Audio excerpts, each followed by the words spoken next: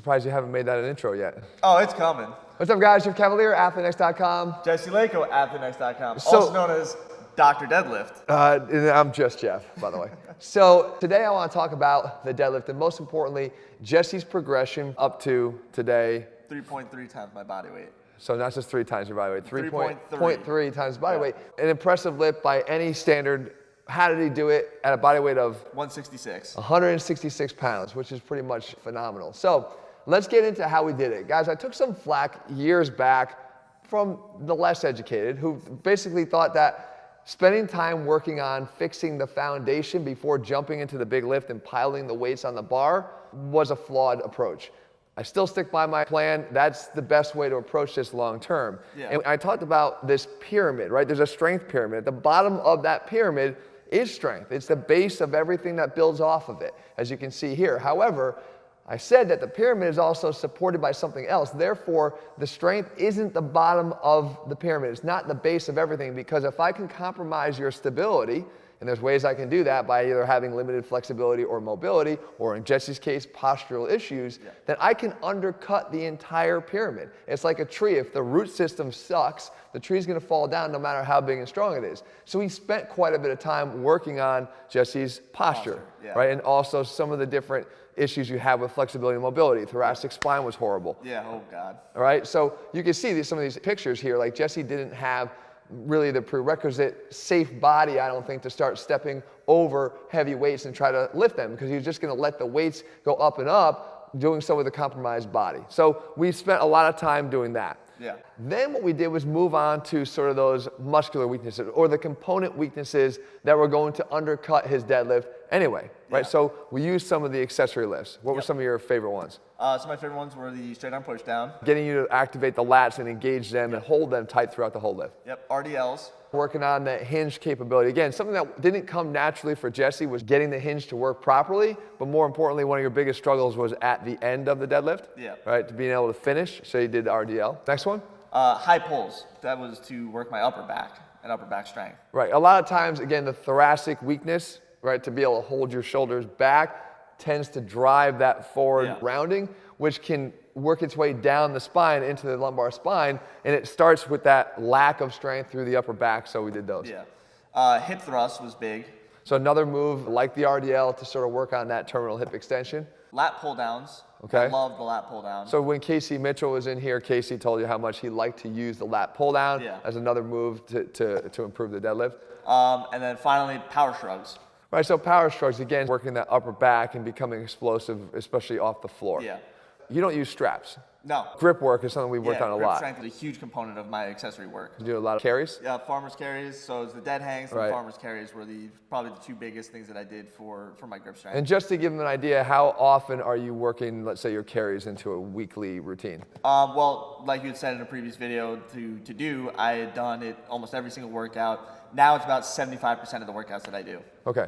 So now the specific plan, because people probably want to know what your plan is, right? Yeah. So can I erase Dr. Deadlift here? Yes, of course. Thank you very much. So phase 1, 3x5. Yeah, so that was done as an ABCD structure with B and D days, specializing in the deadlift with a 3x5. That was part of the old school iron program that I did. Yeah, by the way, guys, literally people, when they ask what did Jesse do, exactly what we put together was the old school iron plan. This is the first phase of that plan, which was meant to sort of build strength in your bigger lifts and build that foundational strength. So I was doing that 1 to 2 times a week just based on that structure. But I repeated phase 1 3 times. So I spent 3 months doing phase 1 because I noticed that my strength was continuing to progress and progress and progress. Once it stopped progressing, that's when I moved on to phase 2. So I want to interject here and say that the reason why I think he saw sort of those uncapped, faster progressions is because the time was spent earlier on to build up that foundation. I can't say it enough, guys. I've seen far too many athletes who jump the gun and go too quickly on adding the weight, which is fine because they're capable of doing it, but when it's built upon that cracked foundation, everything crumbles, right? But if you have the foundation in place, even if you have to take some time in the beginning to set the stage for that, ultimately, I don't know many people that are deadlifting more than Jesse is, especially at his weight. He's literally in the competitive area, he could step in a competition and win it at this point. It's elite, as strength standards would say. Right. I mean, the other thing, I just spent time at my ATHLEAN-X live event with Matt Wenning, who is one of the most respected and accomplished powerlifters of this generation, and he actually pointed out the exact same thing, that unless you spend the time to work on fixing your weaknesses and to fix this cracked foundation, you're literally setting yourself up for disaster long term. And he actually has his running warm-ups that he uses to address this exact situation so that you're not stepping over the bar or getting under the bar with a body that's not prepared to do it. Then we kind of shift gears in phase 2. Phase 2, right? That was what we called contrast wave loading. Right. And that scheme was 5 reps, 1 rep, 5 reps, 1 rep, 5 reps, 1 rep. Like that. Yeah. So go ahead and explain that a little bit. So with the 5 reps, we were using, what was it, 80%? 80% of my 1 rep max. And then shifting to the 1 rep, I was using 92 and a half, and then 5 again, 80%. Then it was 95, and then 80% again, and then 97%. 97 and a half, right. Okay. So the idea here is that from workout to workout, the 80% with the 5 rep is going to stay the same. Yeah. But with the 1 rep, we're going to basically creep up the percentages. Yeah. So the next workout, you wouldn't start with 92 and a half, you start with 95. Then you go to 97 and a half, then you go to 100. And then the next workout, you're going to go from 97 and a half to 100 to that point, 102.5, so just establishing a new PR in the lift. But this phase was one that really started to help you to bump up the numbers. Yeah, and it was cool because I was seeing new maxes every single time that I was going to 102.5%. Right. So now, interestingly, in phase 3 here, strength is one component of the overall big picture. Yeah. There's aesthetic benefits that also a lot of people want. Yeah. Jesse's one of them, Mr. 8-pack, right? But overall athletic performance, again, we just had the ATHLEAN-X Games. Yeah.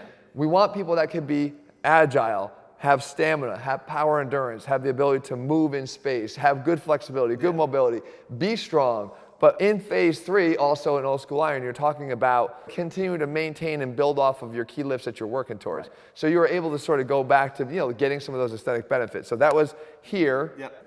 So after my hypertrophy work to start the workout, I moved into a 5x5. Okay. And again, that was increasing the weight by 5 pounds each workout that they showed up.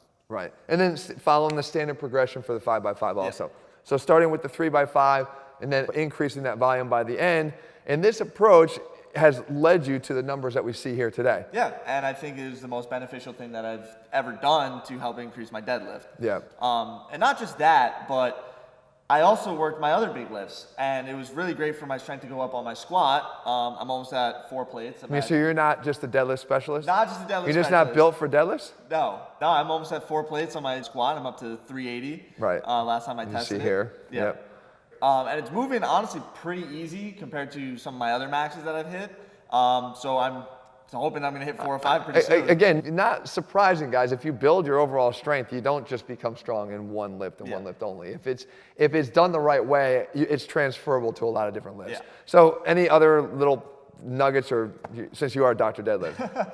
One thing I can suggest is that what I did is treating every single rep that you do like it's a max lift. Being explosive off the floor as fast as I could and powering my glutes to the bar. Yep. Because if I didn't do that, I would be weak when it comes to that. And it's first of all, it's like a motor unit recruitment practice, right? Like you want to be able to, at your highest totals, be able to recruit your motor units to their full capacity. Yeah. So if you start to do this from a lighter weight, Larry Wheels does this a lot. He basically explodes through every single repetition.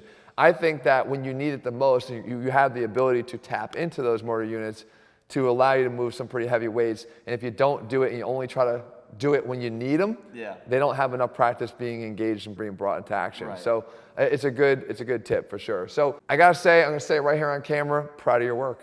Oh, wow. Done an amazing job. I can't believe it. He's giving me praise. It's like a proud papa, I just gotta say, proud papa. So if you guys want to do the same thing, we talked about old school iron. It's available over at ATHLEAN-X.com. If you're looking for more videos on how we put the science back in strength, because that is one of the components of it, but it's not everything. Again, the complete picture, to be athlean, you got to have some other elements to your training as well. We do it all on ATHLEAN-X. You can find them over at ATHLEAN-X.com. All right, guys, we'll be back here again soon. In just a couple days, make sure you hit subscribe, turn your notifications so you never miss a new video when we put one out. All right, see you soon.